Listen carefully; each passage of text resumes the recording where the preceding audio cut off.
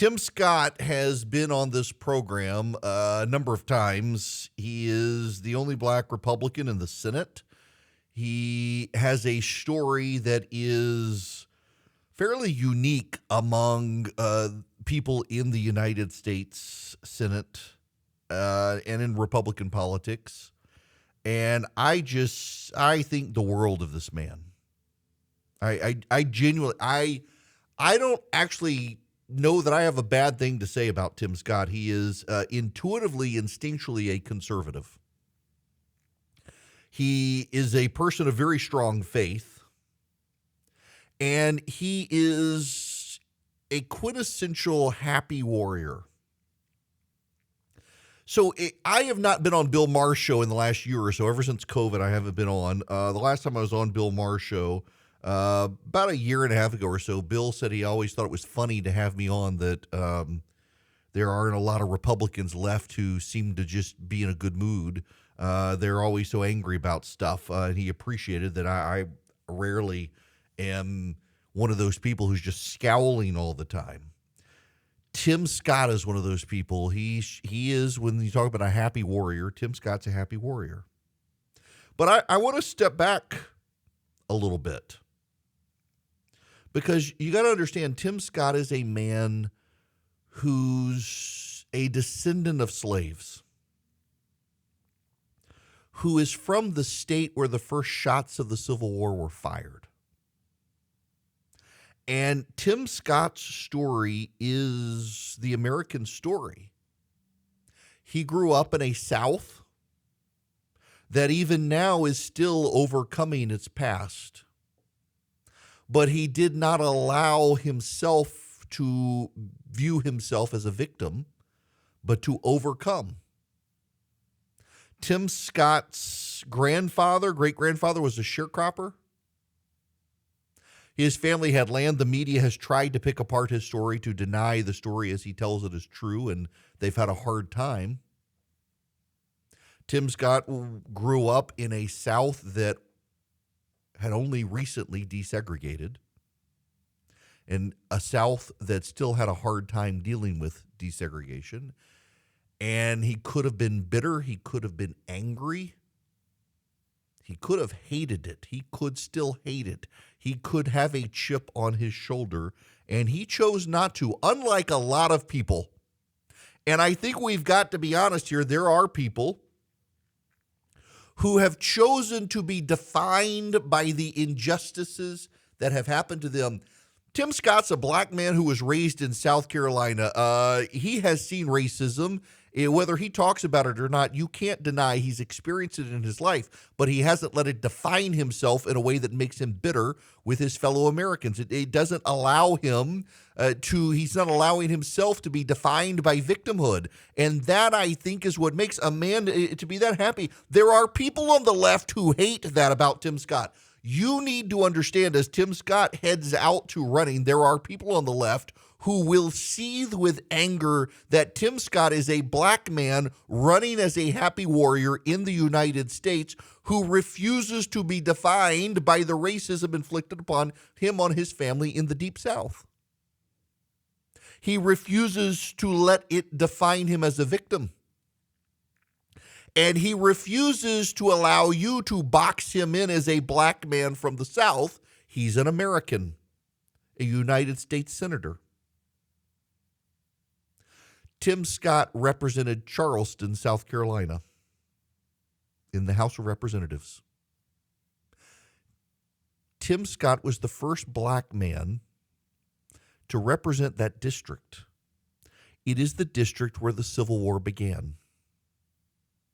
From inside Tim Scott's district, the first shots of the Civil War at Fort Sumter were fired.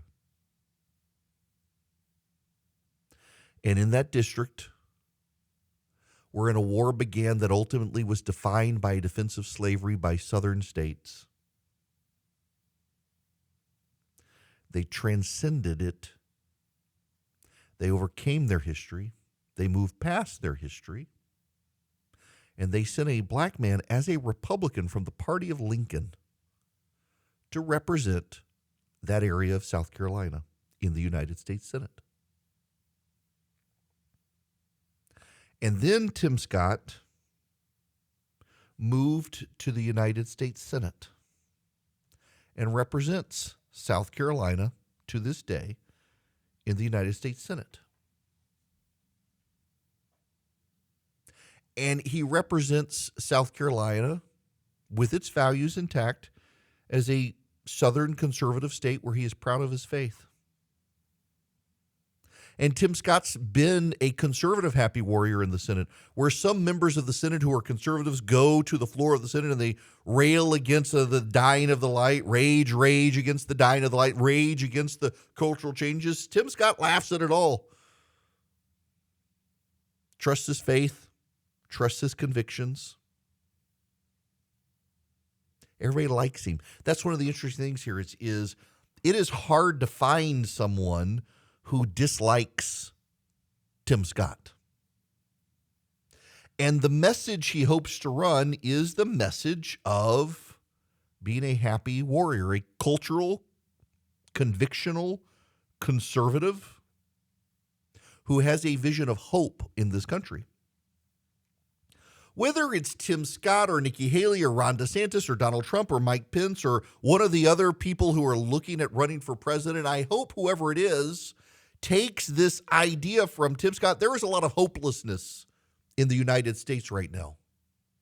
There's a great deal of hopelessness. There are people in the United States who just believe that our elite have given up on the country. They believe that our best days are behind us.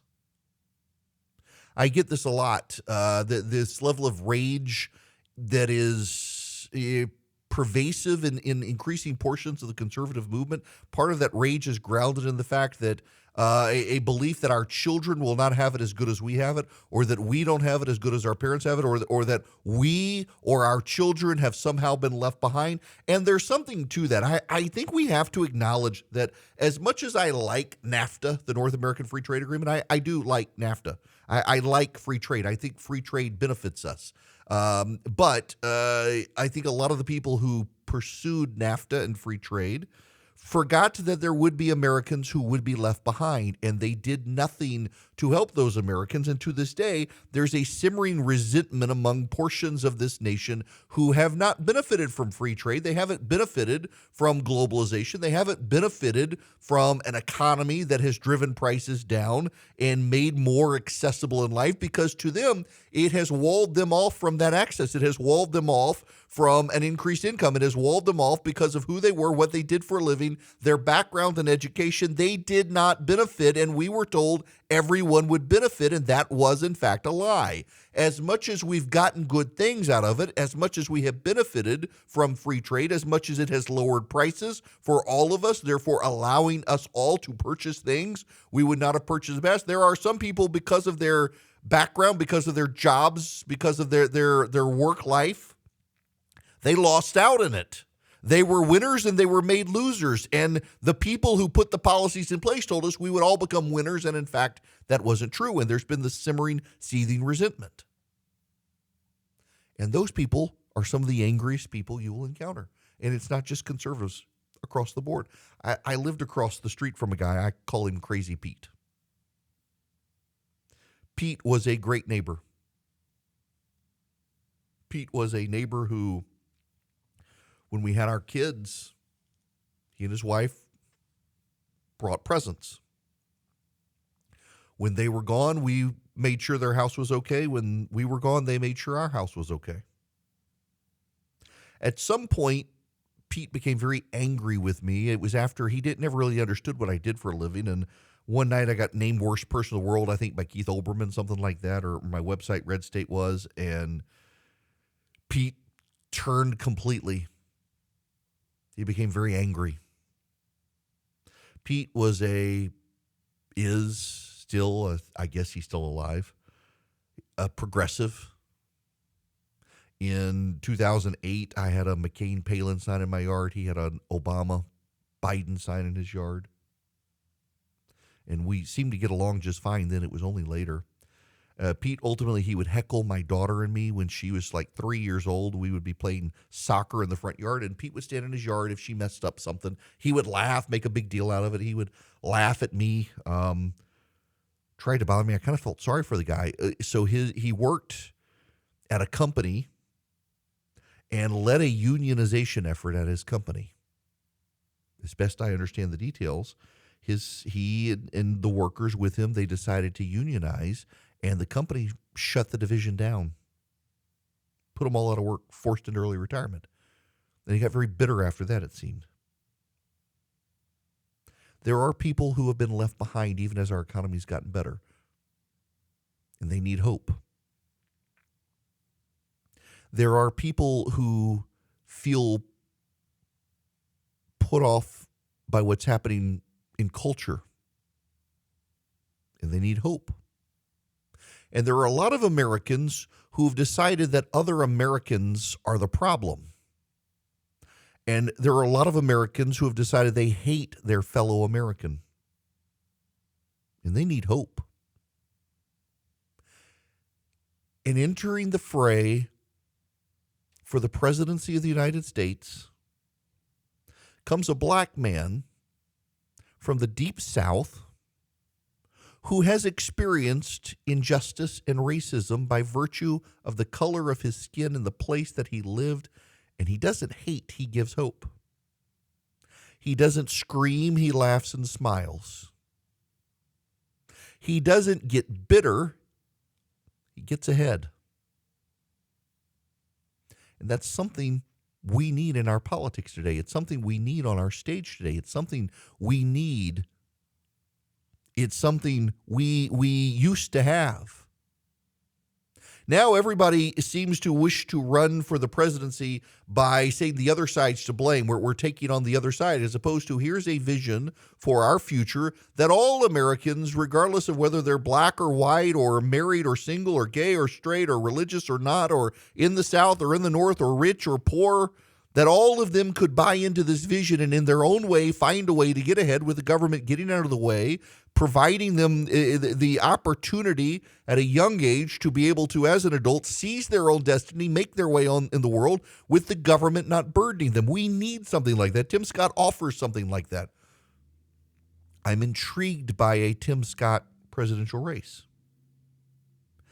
I don't know that he has a natural constituency. You know, that there's a story we'll get to, DeSantis. People say, is he the next Scott Walker? No, DeSantis has this massive pool of people who want him to run for president. He has massive name ID and massive resources already. I don't know that Tim Scott has that.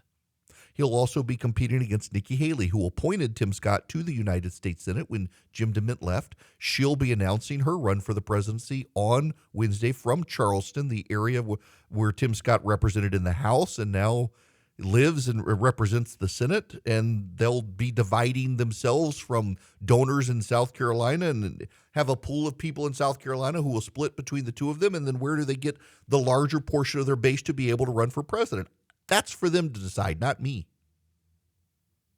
But what I do know is that if Tim Scott can get into the race and be the candidate who he is as a person, a man who smiles and laughs and loves his country and is not bitter, but is determined that all of us should have a better life, that's what we need. That's what I think people crave. And that's what Tim Scott offers. So welcome to the arena, Tim Scott.